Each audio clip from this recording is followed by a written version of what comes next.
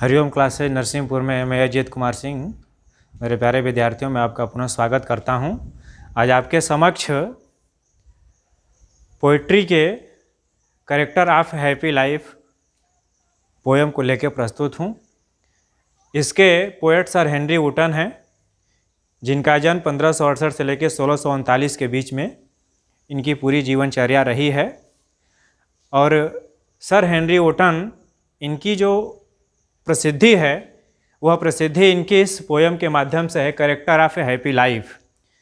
Character of a happy life एक प्रसन्न व्यक्ति का चरित्र कैसा होता है या एक प्रसन्न व्यक्ति का लक्षण कैसा होता है, उन्होंने इस पोएम के माध्यम से इसमें बताने का प्रयास किया है, जिसके बारे में हम देखते हैं कि कैसे वो लोग इसको एक्सप्लेन करते हैं। How happy is he born or taught that serve not another's will, whose armor is his honest thought and simple truth his utmost skill। सबसे पहले हम इन पॉइंट के देखेंगे कुछ जो कठिन वर्ड्स हैं जिनको आप समझने का प्रयास करें।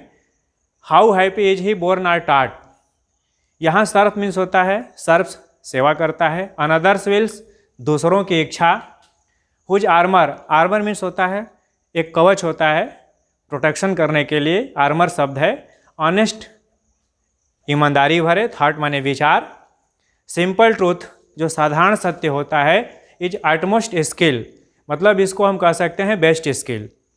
अब यहाँ से हिंदी में पहले अर्थ हम देखते हैं कि हाउ हैप्पी वह व्यक्ति कितना खुश है, कितना प्रसन्न है, इज ही बोर्न जिसका जन्म, आर टॉट जिसकी शिक्षा, यानी वह व्यक्ति अर्थात वह व्यक्ति जिसकी जन्म या शिक्षा, that serves not another's will जो दूसरों की इच्छा, अनदर्स विल्स मीन्स होता है दूसरों की इच्छा का दास नहीं है, दैट सर्व मतलब उनकी सेवा नहीं करता है, उनका गुलाम नहीं है। तो उस व्यक्ति का जन्म या उसकी शिक्षा कितनी महान है और वह व्यक्ति कितना प्रसन्न है, यही बात यहाँ पे ऊपर की दो पंक्तियों में बताया गया है। नेक्स्ट है कि हुज आर्मर जिसका कवच, इज हिज ऑनेस्ट थॉट ऐसा व्यक्ति का कवच क्या होता है, उसको किसी बाहरी हथियार की आवश्यकता नहीं होती है, उसके लिए उसका जो ऑनेस्ट थॉट, उसके जो ईमानदारी भरे विचार होते हैं, जो उसके शुद्ध विचार होते हैं, वह विचार ही उसके लिए कवच का काम करते हैं, वो हथियार का काम करते हैं।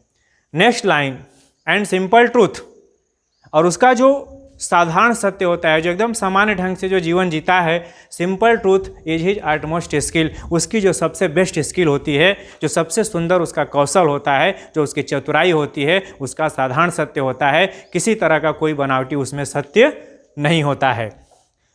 अब वैसे अगर यहाँ पर आपको रेफरेंस लिखना है, इसका कॉन्टेक्स्ट लिखना है, इसका एक्सप्लेनेशन लिखना है, तो उसके लिए आपको अलग से वीडियो में बना के बताऊँगा। यहाँ पर थोड़ा सा आपको ज़रूर बताएंगे। जैसे अगर इसका आपको रेफरेंस लिखना है, संदर्भ लिखना है, तो संदर्भ आप लिखेंगे। दो तीन तरीका होता है, दो तीन प्रोसेस होता है। मैंने एक प्रोज के वीडियो में आपको बना के दिया है, लेकिन उसके बावजूद इसका अलग से भी आपको मैं बना करके दूंगा। जैसे यहाँ पे आप लिख सकते हैं, these lines have been taken या selected from the poem character of happy life composed by sir Henry Wotton. एक प्रोसेस ये होगा। इसको दूसरे ढंग से भी लिख सकते हैं। जैसे इस पूरे पद को हम स्टांजा बोलेंगे तो आप लिख सकते हैं, this stanza has been taken from the poem character of a happy life composed by sir Henry Vuitton.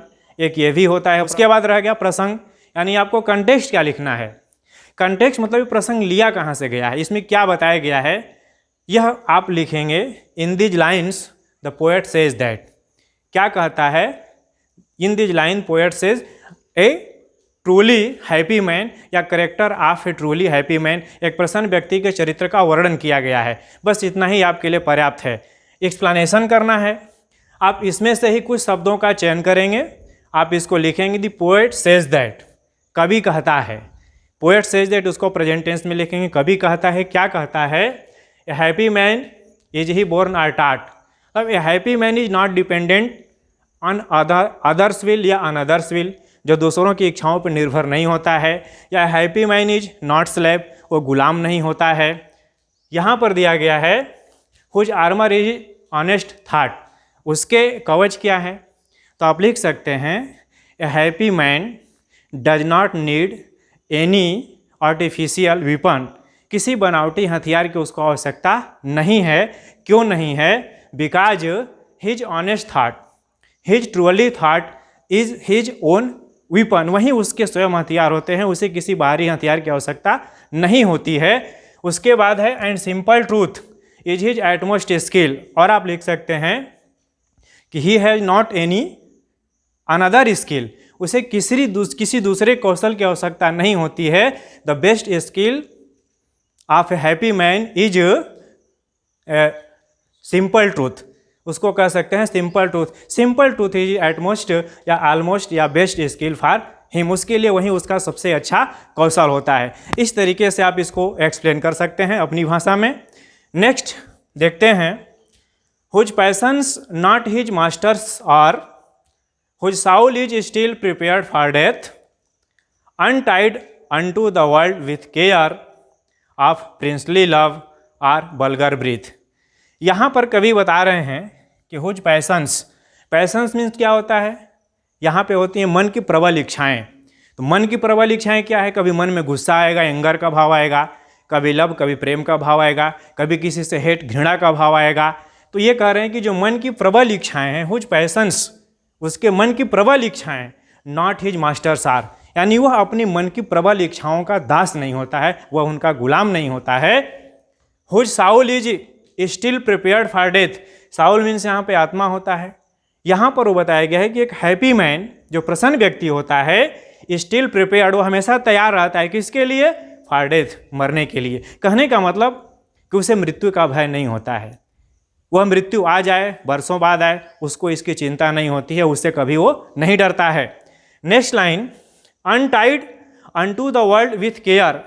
Untied, untied means क्या होता है? वो बंधा नहीं होता है, वह बिल्कुल स्वतंत्र होता है, फ्री होता है, वह बंधा नहीं होता है। किससे?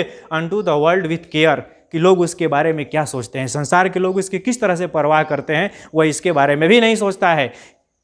Of princely love, princely love means होता है राजकुमारों की कृपा, और वल्गर ब्रीथ, वल्गर मीन्स होता है सामान्य जनता, कि सामान्य जनता उसके बारे में क्या सोच रही है, उसकी आलोचना कर रही है या प्रशंसा कर रही है, उसके बारे में वो उसके बारे में भी नहीं सोचता है। यहाँ पर ये बताया गया है कि जैसे आज हम देखते हैं कि हम कोई हमारी चापलूसी करने लगता है तो उसकी भी चिंता नहीं करता है, वह इनसे परे होता है। सेम वैसे ही अगर आपको एक्सप्लेन करना है इंग्लिश में, और प्लीज़ इसको एक्सप्लेन करने से पहले आपसे रिक्वेस्ट है, अगर आप इस चैनल पर पहली बार आए हैं तो आप इसको सब्सक्राइब कीजिए। अगर ये वीडियो आपको अच्छा लगता है तो इसको लाइक कीजिए, आप दोस्तों में शेयर कीजिए, बेल का बटन दबाइए और कमेंट बॉक्स में अपना सुझाव अवश्य लिखिए। यहाँ सेकेंड स्टांजा में रेफरेंस सेम आप लिख सकते हैं, और कंटेक्स्ट की बात करेंगे तो आप लिख देंगे in these line poet says about a truly happy man character.